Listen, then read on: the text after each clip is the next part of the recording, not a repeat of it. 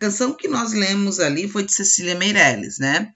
Ela foi, embora ela tenha participado lá da segunda geração modernista, geração regionalista, ela trouxe nesse poema algumas das características do trovadorismo, né? O eu lírico, por exemplo, né? A gente sabe que lá no modernismo eles vão ter uma visão, principalmente na segunda geração, a prosa vai ter uma visão muito regionalista, na poesia muito observadora. Nós vamos ter Vinícius de Moraes, Cecília Meirelles, que vão ter um olhar sobre o amor diferenciado das outras escolas que vocês virão até a fase do modernismo, tá?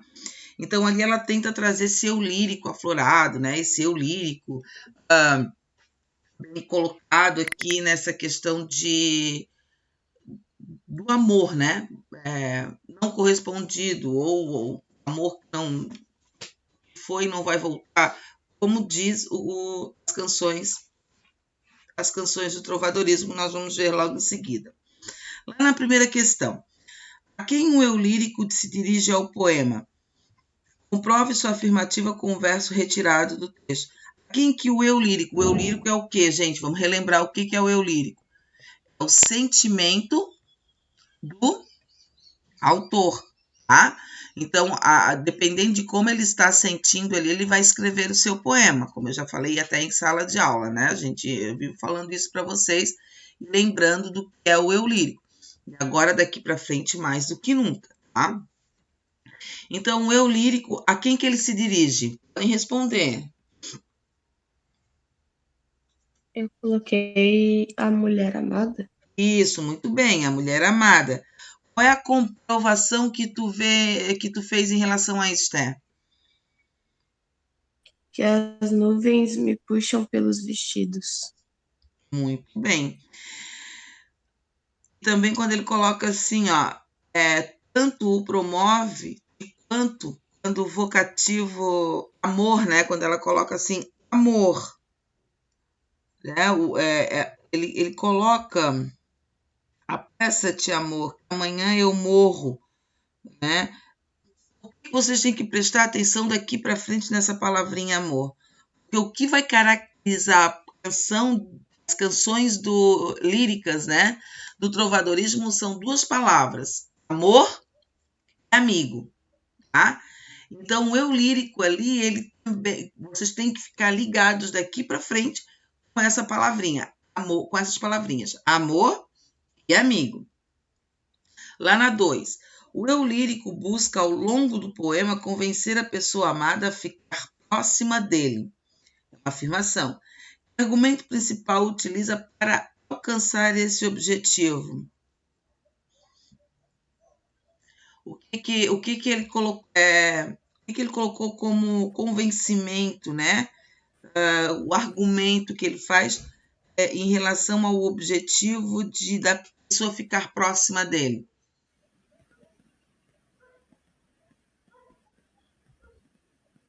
A questão do tempo, né? Não se deve confiar no tempo, porque a morte vai chegar. Uma hora a morte vai chegar e a gente não confia no tempo, porque a partir do momento que a pessoa amada vai morrer, eu não vou ficar mais perto dele, né? Essa é a ideia que ela quer colocar. Podem reformular a resposta de vocês aí. 3. Se eu estiver indo rápido demais, vocês, por favor, peçam para eu dar uma freadinha, tá? Não há no poema uma descrição objetiva do espaço, mas há pistas, não tem a descrição objetiva, mas há indícios ali que indicam em que espaço o ser amado se esconde. Que espaço é esse? Eu coloquei que seria o mar, O talvez, por mar. causa das palavras que ele usa. Isso, perfeito, no mar. A palavra marinho, né? Quando ela usa, vê lá no poema, não vou procurar agora. Mas essa, ó, anêmona, que a gente sabe, naca, né? São palavrinhas, o animal marinho, substância branca que se reveste as conchas, tudo ela faz referência ao mar. Então, a ideia que se dá que esse poema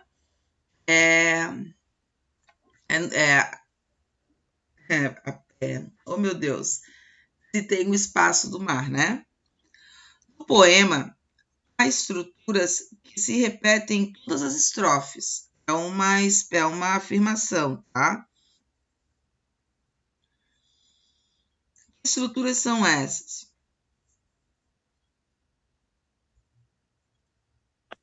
A frase apressa-te, amor, que amanhã eu morro, que amanhã eu morro e não te vejo. Isso, muito bem. Ela coloca sempre nos dois últimos versos, né? Ela faz essa expressão. E qual foi a intenção dela colocar isso? Alguém se arrisca a falar? Não está pedindo o exercício, mas eu só quero ver para vocês analisarem, começarem a olhar o poema como uma análise, tá? Qual foi a intenção dela fazer isso?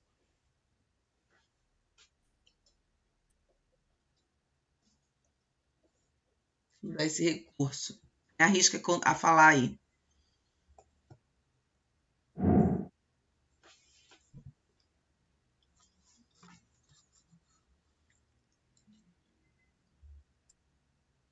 A intenção da Cecília ao escrever ou...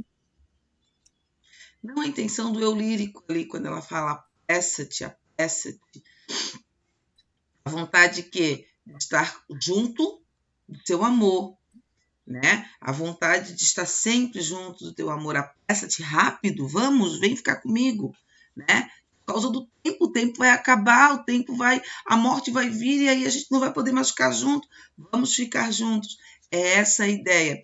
A gente tem que entender, é claro, vocês estão começando agora, mas a Cecília Meirelles é muito mística, né? Ela fala muito da morte e religiosidade também. Então ela vai muito por essa vertente. E ela vem sempre fazendo. Esse poema não traz tanto, né? Mas ela fala da morte. Então ela vai sempre trazer a morte como uma libertação ou como uma libertação ou como uma forma de que tu tens que aproveitar a tua vida agora, né? Nesse sentido. Então ela usa muito o arcadismo. O arcadismo tem esse carpe diem, né? Aproveitar o dia, aproveitar o momento. Vocês vão ver no final do semestre, do segundo semestre. Então ele tem muito essa ideia de aproveitar o agora, a natureza, tal. E a Cecília Meirelles, ela busca muito isso e busca ser o lírico mais aflorado de amores, enfim, nesse sentido. Você conhece outros poemas em que a repetição de alguns versos, a gente já viu alguns poemas que tinham essas repetições, né? Vocês lembram algum poema que a gente já viu anteriormente? Vocês não lembraram? Era só pegar alguma coisa dos poemas anteriores. Alguém colocou? Soneto de separação e canção do exílio, eu botei. Muito bem, exatamente. Né? Minha terra tem palmeiras onde canta sabiá. Minha terra tem palmeiras onde canta sabiá. Sabiá está sempre muito presente, né? Porque essa ideia dos portugueses presentes no poema, né? Na terra dele, e comparando com onde ele estava. Muito bem, parabéns. Mas alguém fez? Quem aí tá, gente? Só é a Esther que tá me respondendo. Estão dormindo? O Pedrinho tá sem microfone, né, Pedro? Pedro também participa bastante. Os outros, Maria Eduarda, as Marias Eduardas, vão participar. Então, vamos lá, para não ficar somente nós, né? Só nós, só nós, só nós. Lá na 6, agora ele está falando da Idade Média. Lembram que eu falei para vocês lá no primeiro slide de uma introduçãozinha sobre o trovadorismo? Tudo que a gente falar sobre trovadorismo, a gente tem que se remeter à Idade Média.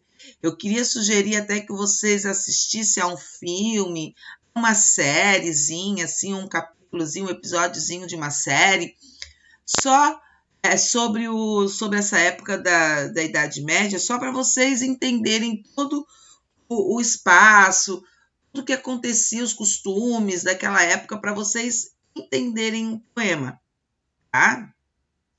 Então a gente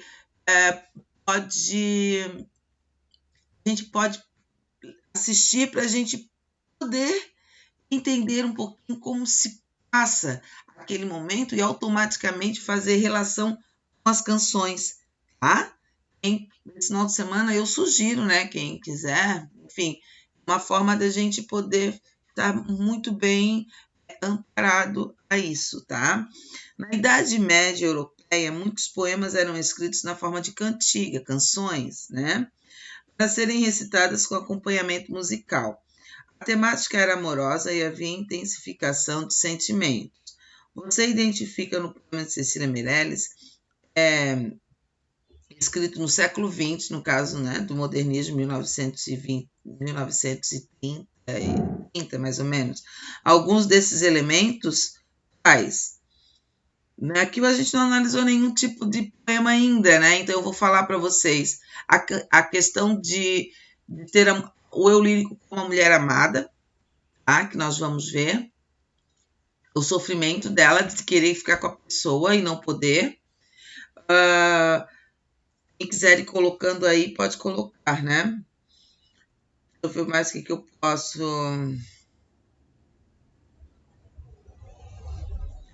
Em questão da, como eu falei para vocês ali, da palavrinha amor, né? Então a gente tem que ficar muito atentos em relação a isso, tá? Fechou então? Vou compartilhar a tela com vocês, tá? Preciso que vocês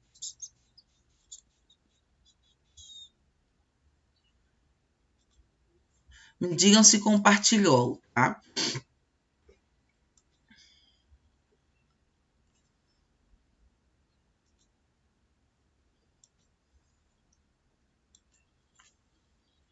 Compartilhou? Sim. Tá. Então, gente, aqui foi o que eu dei na primeira parte lá do trovadorismo. O que significa o trovadorismo? A ideia que nós temos em ter o que é o trovadorismo, tá? O que ele representa, onde ele foi localizado, né? O trovadorismo é um movimento literário medieval que tem a apresentação do movimento literário medieval e que tem representações especiais nas regiões hoje estão localizadas a França, a Espanha e Portugal. Então são esses reinos e eles uniram reinos depois, né, segundo a história, para poder é aquela coisa de casamento arranjado, como nós tivemos com Dom João, né, skins, enfim, vários príncipes e princesas tiveram que casar para a questão dos reinos, assim, né, da união dos reinos. Enfim, tá. Beleza. A gente já viu. O que significa o termo trovadorismo, que vem da palavra trovador, é um cantor e compositor de cantigas, né, que é o que a gente viu ali eu botei até uma imagem para vocês terem uma ideia, né? E eram as principais atividades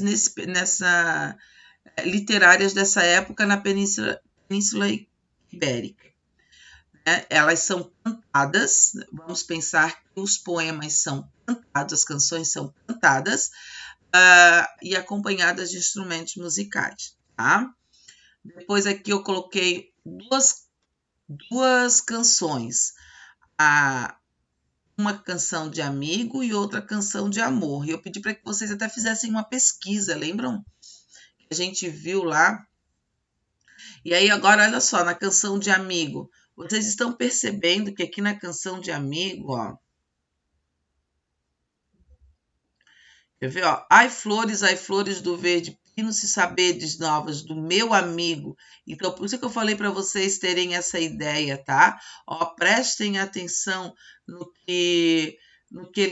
nas palavrinhas para fizer a análise. A gente tem que ver, ó, quando eu falo de amigo, eu estou falando de um tipo de poema, né? Olha só, mas aí ele fala em amado também, quer dizer, o que significa esse amigo no poema, que nós depois vamos ver. Várias vezes ele menciona, olhem só, estão percebendo? Fala também do meu amado, né? Quando eu falo meu amado, meu amigo, que ideia vocês têm aqui dessa cantiga de amigo? O eu lírico é feminino ou o eu lírico é masculino? Masculino? O eu lírico. Quando eu falo, ai flores do verde pino, saber de novas do meu amigo, eu estou me referindo a um homem, o eu lírico é o quê? Uma mulher. O eu lírico é Ah, o tá. sentimento, não é a pessoa que escreve. Ó, comecem a vamos pensar em eu lírico, tá? Eu lírico é o sentimento, não é a pessoa quem escreve. Depois ali no amor, olha só. Ai, dona, olha a diferença de um e de outro. Ai, dona, que eu ame e tenho por Senhor mostrar-me a Deus. Se vos em prazer for, senão dade-me a morte. Eu tenho eu e aqui tenho eu por lume destes olhos meus, porque choram sempre. Nananana. Ó, cadê aqui? Olha só como ele fala aqui, ó, a dona. Quando eu falo a dona, é quando ele se refere a uma mulher. Aqui eu estou me referindo a um homem. Então, o eu lírico aqui, ó, é de uma mulher. O eu lírico aqui é de um homem, tá? Então, agora comecem a perceber a diferença do é cantiga de amigo e a cantiga de amor, já pelas palavrinhas existentes neles, tá? Bom, vamos lá. Deixa eu só agora começar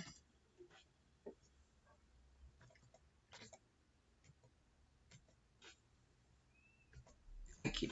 Como eu falei para vocês, eu peguei essa imagem, né, de guerras medievais que a gente vê aqui a lança, né? A gente vê a lança, a espada, né? Esse negócio aqui que eu não sei o nome disso daqui, cavalos, toda a estrutura sombreada aqui que a gente tem ideia de flechas, olhem só aqui, nos remete a uma guerra, né? Ou como é que é o nome disso aqui? Escudo, né? Que é? Olha lá, ó. Aqui, ó. Tudo isso daqui nos remete a uma época da história, né? Então aqui a gente vai mesmo pela época medieval, certo? Então a gente tem que nós temos que nos remeter a esse tempo aqui, ó. Pensar nisso daqui. Pensar quando o Shrek vai lá na época do Shrek, que ele vai lá salvar a Fiona no castelo, na torre do castelo, porque ela está dormindo, né? Salvar ela do dragão, biriri, bororó. É nesta fase aqui que acontece esta escola literária propriamente dita, tá? O que estava acontecendo no trovadorismo? O que estava acontecendo na história quando surgiu o trovadorismo, né? Os historiadores... Aí eu quero que vocês acompanhem lá na apostila de vocês e vão marcando, tá? Na página 35, no primeiro parágrafo ali, e depois a parte da 36 e 37, até ali na canção da Ribeirinha. Podem ir acompanhando, que é o que eu vou falar aqui, tá? Só vão grifando na apostila de vocês. Os historiadores especialistas no assunto costumam limitar o trovadorismo entre os anos de 1189 e 1385. Período esse conhecido com a formação de Portugal como reino independente. Portanto, para compreendermos melhor o trovadorismo, devemos compreender certas características desse período histórico, que é contemporâneo à dinastia de Borgonha, a primeira dinastia portuguesa. Devemos ter em mente que o sistema feudal se encontrava em declínio, isto é, as classes sociais estão bem delimitadas no auge do feudalismo. Agora estavam em decadência e uma nova classe surgia, que era a burguesia mercantil. Esses aspectos refletiam na linguagem amorosa de algumas canções trovadorescas, assim como o espírito heróico, pois nessa época o reino de Portugal passava pela reconquista de seu território ocupado pelos árabes. Por último, mas não menos importante, devemos lembrar que durante toda a Idade Média a Igreja Católica possuía influência absoluta, né? O que também refletiu em várias cantigas de cunho religioso.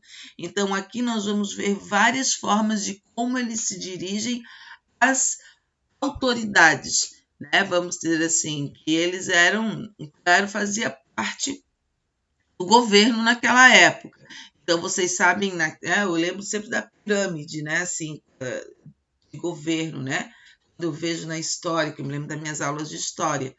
Então, a igreja estava sempre junto com o rei, né? O que ele fazia, ele não fazia nada sem consultar o Papa, o Bispo, enfim, alguém que compunha o reino dele, tá? Características. Aqui eu coloquei em tópicos. Tem aqui escrito lá na página 36 até a página 37. Se vocês quiserem colocar em tópicos, fica melhor para vocês memorizarem, tá? Se quiserem escrever aqui, colocar em tópicos, podem colocar ali para memorizar. Galego-português como língua utilizada, tradição coletiva e oral. O galego-português é aquela linguagem que eu mostrei naquele poema que eu cantei para vocês ali, de amigo e o de amor. Aquela linguagem ali nós chamamos de galego-português, porque a língua portuguesa estava em evolução, né? Várias línguas, veio do latim, como o francês, o italiano, né? Eles vieram, o português, né? Eles vieram do latim, então eles têm a mesma, como é que eu posso dizer, significado em raiz, né? Então a gente tem que, por isso o galego-português, ele estava tendo um processo de evolução linguística, tá? Tradição coletiva e oral, né? Era cantada, elas tinham essa ideia de sempre cantar os seus versos ou qualquer coisa que faziam era acompanhada de instrumento, né? Reflexo direto do ambiente político e religioso, né? O político aqui fala que é essa questão de casamento arranjado, o religioso pela influência, né, da igreja no governo, na política, visão teocêntrica, ou seja, Deus no centro do universo, Deus no centro de tudo, né? Trovadores eram homens da nobreza, né? Eles não eram os homens que sabiam ler e escrever, não eram os vassalos, né? Por exemplo, que eu posso dizer assim, né? Acompanhamento de instrumentos musicais.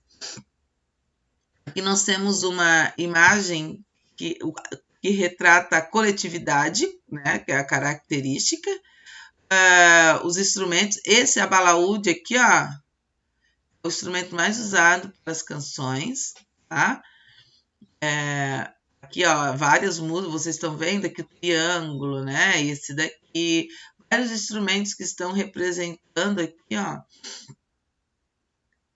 Aqui pelas imagens, aqui nós temos o que? Uma flautinha do menino aqui. Então, aqui, olha só, e essa pessoa cantando, enquanto os outros estavam tocando, tá? As cantigas trovadorescas. Dividimos as cantigas trovadorescas em 2 subgêneros lírico-amorosos, satíricos.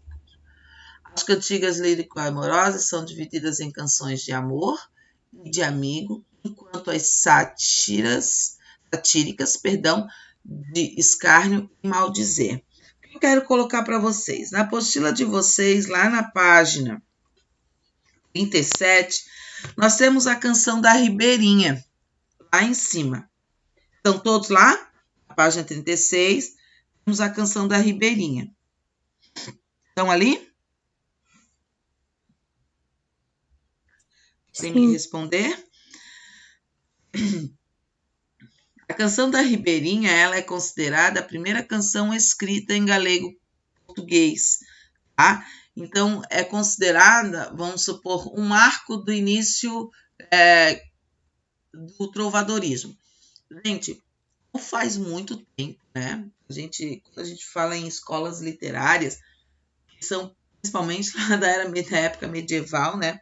Os registros que são feitos sem subjeções, nunca precisos, tá? Então, eles encontravam coisas que diziam que foi o início da literatura, por exemplo, certo? Então, não quer dizer que foi esse ou não foi. Subentende-se, né? Foi o primeiro registro encontrado, pode ter acontecido outros anteriores, né? Que foi escrito em galego português. Então, se eu pergunto na prova qual foi a obra, qual foi a canção considerada como marco inicial do trovadorismo, a gente pode dizer que foi a canção da Ribeirinha, escrita por Paio Soares Teveiroz. Também posso perguntar para vocês, quem escreveu a canção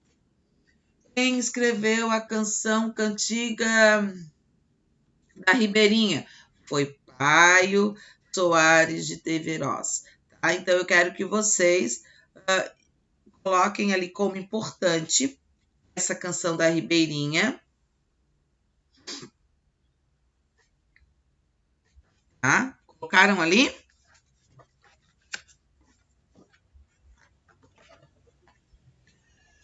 Importante.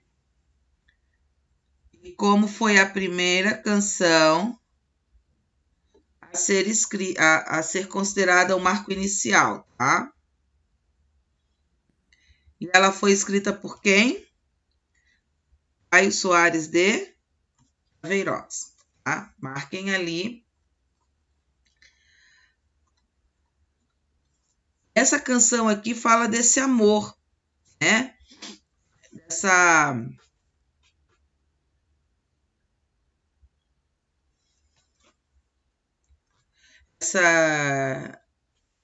Ele fala de seu amor que não é correspondido, né? No mundo não me sei parelha, mentre me for como me vai, haja amoro por vós e ai, minha senhor branca e vermelha. Queredes que vos retraia, quando vos eu vi em saia, mal dia me levantei, que vos então não vi feia. Aqui diz que sempre que ele olha ela, nunca viu ela feia, sempre bonita, sempre muito bem vestida, com a pele branca, avermelhada, né? Querendo dizer que tem saúde ali, né? E depois ele diz assim, ó, minha senhor, desde aquele dia, ai, me foi a mim mal, vós, filha de Dom Pai. Aqui, quando ele fala e vós, filha de Dom Pai, dá a ideia de que ela é uma princesa. Então, quando ele fala assim, ó, ele está suspirando, tá? Ele nunca vai ter ela. Ele nunca vai conseguir o amor dela. Ela vai casar com outra pessoa, porque era assim, né, que acontecia naquela época. Por isso, entender aquela época para entender esses poemas, essas canções escritas, tá? Fechou até aqui? Aí agora eu quero que vocês marquem na página 37, eu tenho aqui música, poesia, trovador e poeta. E marquem e acompanhem a página 38 e a página até a página 40, tá? Aí tem algumas coisas que não tem aqui na apostila, né, que eu andei vendo, e vocês têm que fazer anotações, então prestem atenção, tá? Estão acompanhando aqui, prestem atenção. Eu pedi para vocês, ó, olhem lá na página tal, certo? Fechou? Aí aqui nós temos, ó, como eram colocadas, né? A rainha, a princesa, sei lá, o seu pai, né? Ou o rei. Aqui o trovador cantando. Olha a ideia que eles têm naquela época. Eles eram pessoas que faziam entretenimento para eles, né? O bobo da corte, nós temos as satíricas, por exemplo, é o cara que é o bobo da corte, né, que faziam coisas, às vezes ele debochava do rei, né? Às vezes ele debochava, ironizava. As satíricas, elas são a de maldizer diretamente, e as satíricas, só conferir ali, a de escárnio é indiretamente, a de maldizer a que é direta, falava mesmo, né? Ofender a pessoa, seja para uma mulher ou seja para o rei, tá? Cantigas de amor. A principal característica dessas cantigas é o eu lírico masculino e seu sofrimento por amor. Nelas, o eu lírico se apresenta à dama humilde e paciente, exaltando a beleza da mulher amada. Leia a seguir um exemplo de cantiga de amor escrita por Dom Diniz, que eu vou colocar logo em seguida.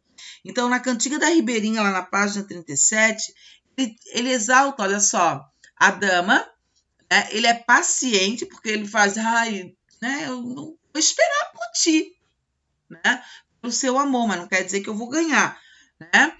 Depois ele exalta a beleza da mulher quando ele diz, nunca que eu acordei e te vi feia, sempre bem arrumadinha, parelha, né? Sempre com a pele branca, avermelhada. Então, nunca te vi feia. Ele está exaltando a mulher amada, né? Então, esse daqui pode ser, tá?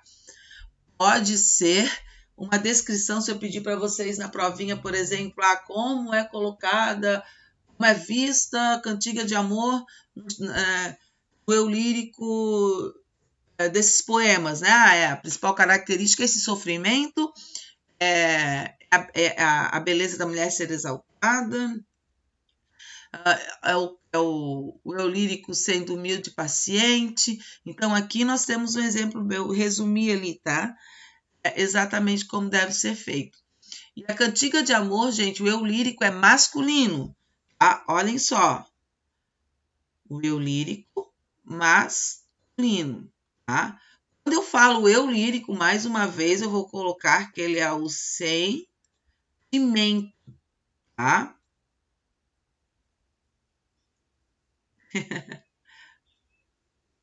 Ó, o sentimento, não vou escrever o resto. Sentimento. Ó, o sentimento do autor, tá? Porque eu quero uma coisa eu quero que vocês lembrem também. Naquela época, mulher não escrevia.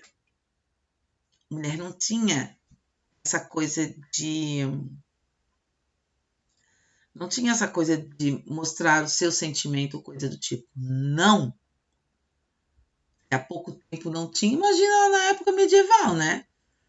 Então a gente tem que pensar que era o homem. Então, o homem, quando ele escreve as canções, ele vai ter o eu lírico. Então, as cantigas de amor, o eu lírico, ele é masculino. Tá? Olha ali. Perguntar-vos quero por Deus, Senhor formosa, né? Que vos fez mesurada e de bom prece. Que pecados foram os meus que nunca tivestes por bem, de nunca me fazerdes bem. Pero sempre vos soube amar, desde aquele dia que vos vi, mas os meus olhos em mim, e assim o que diz Deus guisar, que nunca te vestes por bem, de nunca me fazerdes bem. Né? Então, ele está dizendo que sempre vai querer o bem dela, desde o momento em que viu ela, né? E olha, só como ele repete, olha lá, vamos nos remeter a Cecília Meirelles, lá no poeminha que a gente leu da apostila. Vendo a estruturinha aqui, ó, ele repete. Então, as canções, as cantigas de amigos, geralmente, elas sempre se repetem para dar, principalmente na canção de amor, na cantiga de amor, para enfatizar o que ele sente por ela, ó, tá? E vai ter essa estrutura aqui, ó. Então, eu posso perguntar também qual é a intenção do autor colocar essa estrutura aqui, tá? Dessa forma. Aí aqui também coloquei uma imagem sobre, né, aquela época, o medieval, o cavaleiro, né, que agora vocês têm que entender que eles eram cavaleiros, eles iam para a guerra para assumir os territórios, né, Portugal, né, enfim, como a gente viu ali. Então, eles tinham essa ideia aqui, tá? Bom, eles iam guerrear. Canção de amigo, cantigas de amigo. Embora sempre, olha aqui, ó, embora sempre cantada por homens, as cantigas de amigo apresentavam um eu lírico feminino. Ó, é característica dessa cantiga. O eu lírico da cantiga de amor é masculino. O eu lírico das cantigas de amigo é feminino. Utilizando de uma linguagem mais simples, essas canções narravam histórias de saudade e amor pelo amado que partiu em virtude das lutas de reconquista de território ocupado pelos árabes. Confira abaixo o exemplo das cantigas de amigo do Paio, aqui é Paio, tá? Se vocês quiserem arrumar, é Paio Soares de Taveiroz, tá? Gente, olha só, quando eu digo o eu lírico feminino, é como se o homem se colocasse, né? Aquele cantor, aquele cara, porque para escrever canções e poemas tem que ter uma certa sensibilidade, né? É sentir a presença de um sentimento, né? Então, ele tentava transmitir o sentimento da mulher em relação ao seu amado indo embora, porque eles iam para as lutas, eles iam para as guerras. A partir do momento que se vai para a luta e para as guerras, se despede como se nunca mais fossem ver, né? Fossem se ver. E pode morrer. Isso acontece em qualquer guerra, tá? Então, a despedida deles é isso. A despedida delas é isso, de saudade, que ele vai sentir saudades, ou que vai voltar aquela agonia que tinha, né? Tanto é que quando tem filmes assim de cavalaria, né? Que quando chegavam os homens das lutas, as mulheres iam correndo lá para ver se eles tinham chegado, se o seu amor tinha chegado ou não, ou, enfim, quem veio, quem não veio, quem ficou por terra lá, né? Eu tenho essa canção, né? Eu peguei um trecho só, tá, gente? A canção do Paio de Taveiroz, tá? Que canta assim, ó.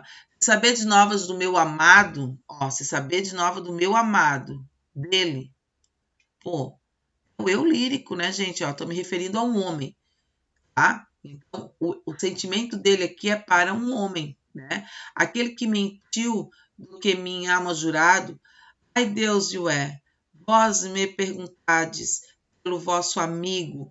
Ó, sempre vai ter a palavrinha aqui, ó, amigo. Amigo em galego quer dizer namorado, amado, amante, namorado, amante. Tá? Então, esse amigo aqui da cantiga de amigo tem essa ideia de namorado. Tá?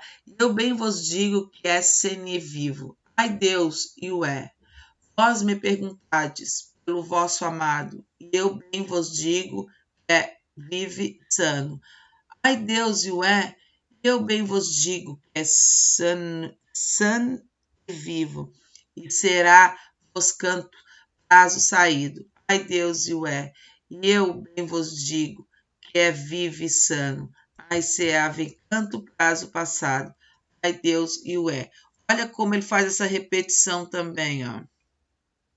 Em todo o poema, aqui eu tirei só um trecho, mas em todo o poema, o eu lírico sempre tem essa dúvida: será que você vai vir, Deus? Será que você vai estar aqui? Uma dúvida, é um questionamento que ela faz, né? Um sofrimento também, uma angústia, né? Que ela traz com ela, com sentimento.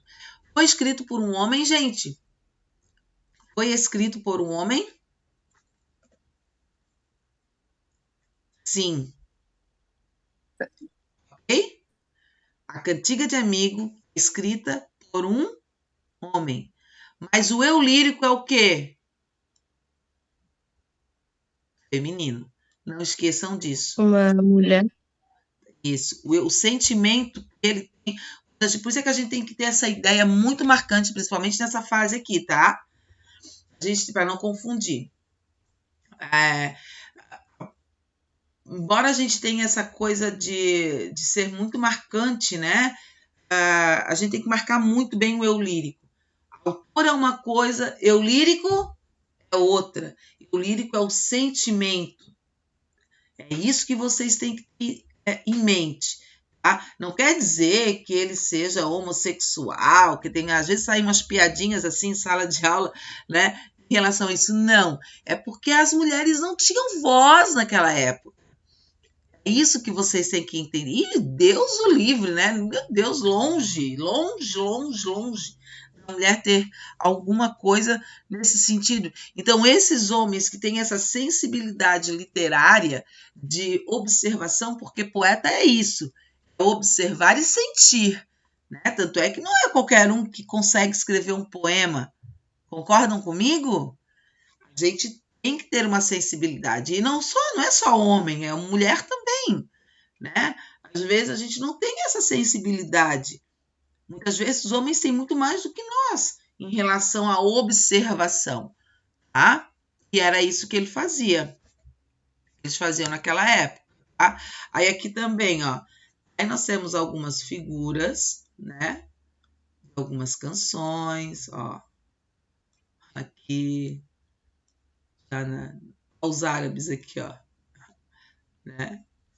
Então aqui nós temos, olha, a imagem aqui de uma canção. Esse aqui é de descrição, a imagem que é a descrição de uma canção, tá? Cantigas de escárnio e de maldizer. Se os subgêneros anteriores louvam o amor e as boas qualidades, aqui as características são opostas.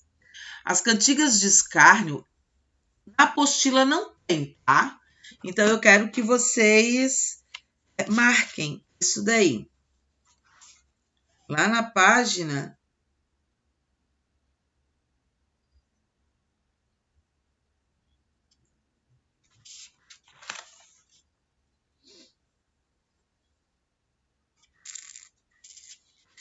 eu ver que não tem.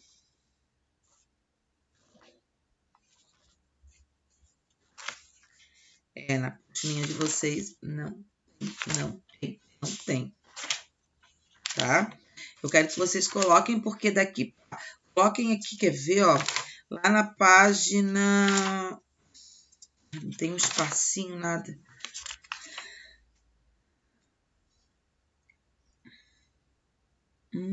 Lá na página 39, tentem colocar algum espacinho. Só colocar assim, ó, cantigas de escárnio e de maldizer. As cantigas de escárnio se ocupavam em criticar os costumes sociais de indivíduos, né? Sobretudo com o uso de ironia. Então, o de escárnio, só a gente pensar, né? Deboche, escárnio é igual a deboche. E o deboche vem da ironia. A gente tem que associar essas palavras. Escárnio, deboche, ironia. Nunca vai ser direto. Nunca vai ser direto, sempre vai ser indireto, né? Configurando muitas vezes uma sátira social. Em sequência, veja, seguir o exemplo de João Garcia de Guilhade, Canção de Escárnio e de Maldizer. Então, a diferença de escárnio é essa questão de ser ironia.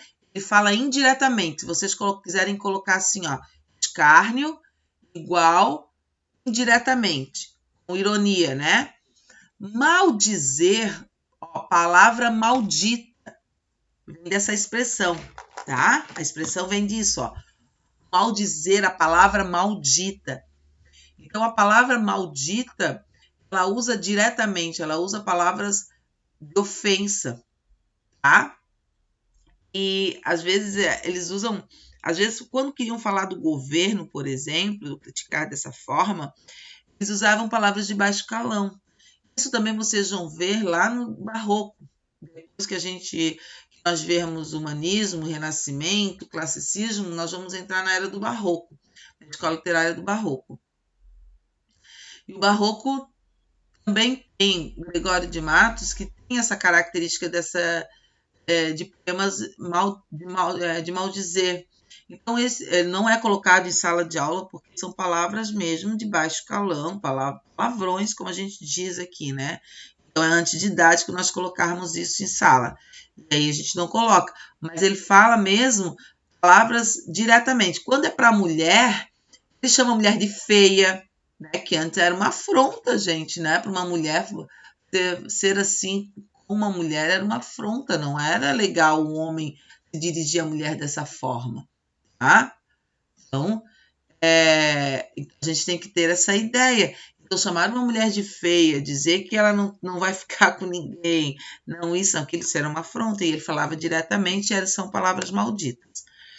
Um cavalo não comeu há 6 meses, nem se ergueu, mas prunga Deus que choveu. Desceu a erva e percabo nasceu, e já se leva. Seu dono não lhe buscou. A cevada não ferrou.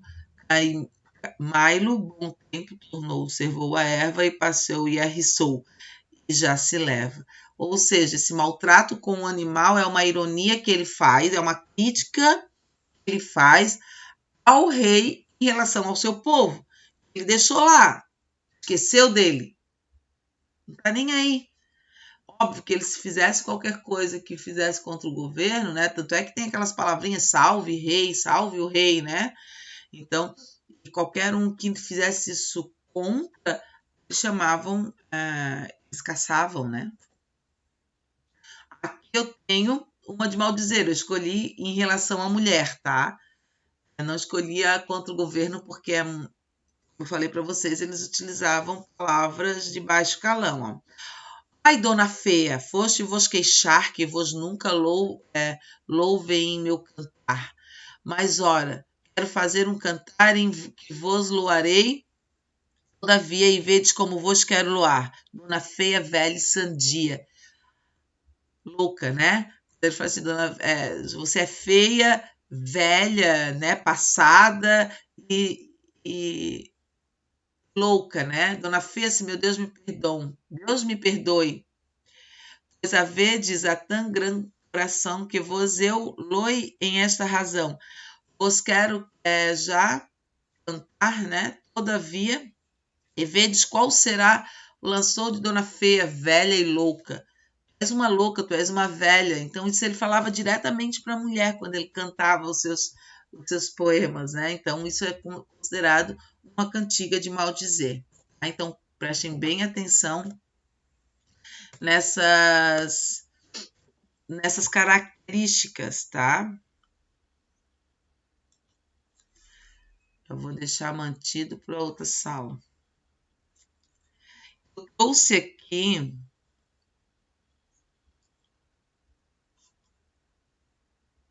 Estão me vendo? Não. Deixa eu. Não. Não, espera só um pouquinho.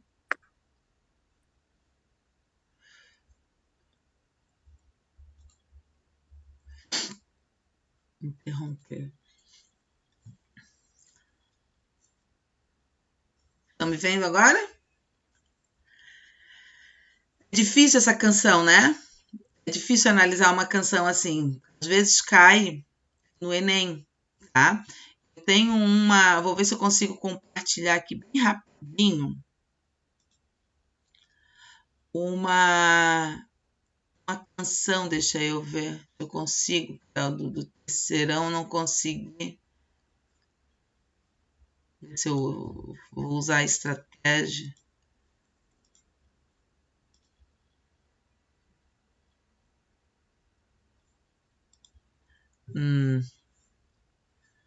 Não consigo, peraí.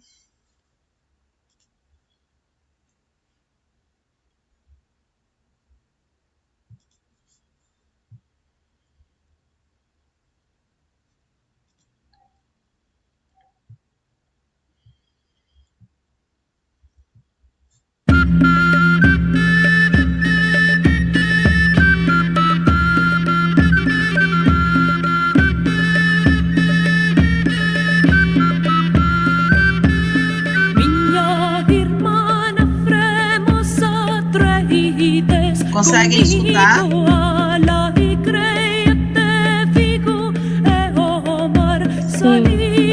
Estão vendo também? Não. Não estão vendo? Não, a música não é uma música, não. Mas estão vendo a imagem de alguma coisa? Não. Dá pra ver, mas não dá pra escutar. Minha irmã fremosa, traí desde grado a la igreja figo e o mar levado miraremos las ondas.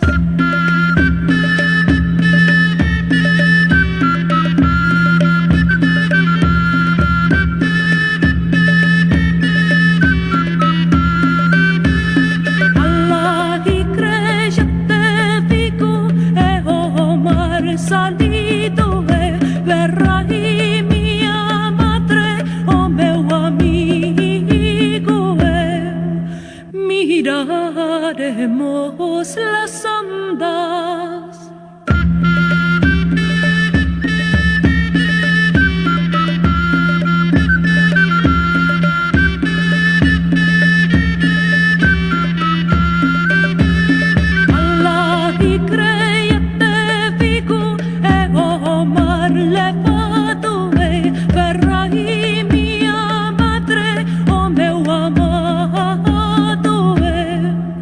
Miraremos las ondas.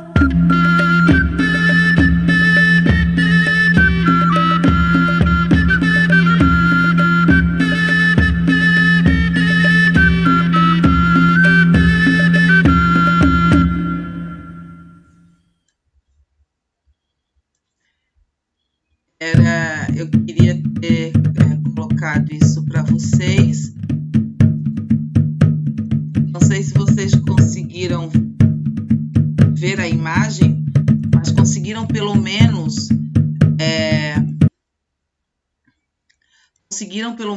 vocês viram a imagem compartilhada aí com vocês, a canção? Sim. E escutaram também a música? Não, a música não tava dando para escutar. Não tinha o som, no caso? Eu vou depois passar o link para vocês, só para vocês darem uma olhadinha, tá? Lá no grupo, vou compartilhar com vocês. Porque essa canção, pra vocês terem uma ideia de como era cantada, só para vocês terem uma noção de como ela era cantada, o instrumento que ela cantava, qual a forma, como ele usava, né? Para vocês terem uma noção de como era mesmo, que às vezes a gente falando, porque era cantada, porque era isso, porque era aquilo, mas como, professora, né, que era isso. Então eu escolhi essa música, um clássico, né, do medieval, para vocês terem essa noção, para vocês terem essa ideia formada na cabeça de vocês, como que surgia, como que fazia. Gente, então tá, nós temos para deveres para a semana que vem, a página 38, a página 39, aí semana que vem serão só os deveres, tá? 38, 39, a 41 e a 42, tá? Semana que vem é que dia?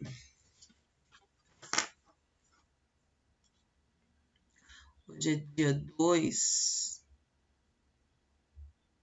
dia 9. Dia 9. E aqui pro dia 9 do 7, tá bom? Fechou? Então, nós temos para deveres a página 38, a página 40, e nós temos a página 41 até a 42, que daí é sobre a canção de amigo e a canção de amor, tá? A gente analisar. Fechou então, gente? Boa semana para vocês, bom final de semana, se cuidem, tá? Tá marcadinho, então, as nossas atividades e nós vamos tirar as dúvidas, tá? Venham com bastante dúvidas, porque esse é o nosso início das escolas literárias. Então, é bom vocês terem bem essa ideia, porque tudo vai voltar, sempre alguma escola posterior vai voltar a alguma coisa do passado. Então, a gente tem que estar bem ciente e maduros daquilo que a gente está estudando agora, tá certo? Para entender os outros poemas futuros. Tá bom, gente? Um grande beijo para vocês, obrigada pela participação de vocês. Fiquem com Deus, tá? Tchau, prof. Tchau.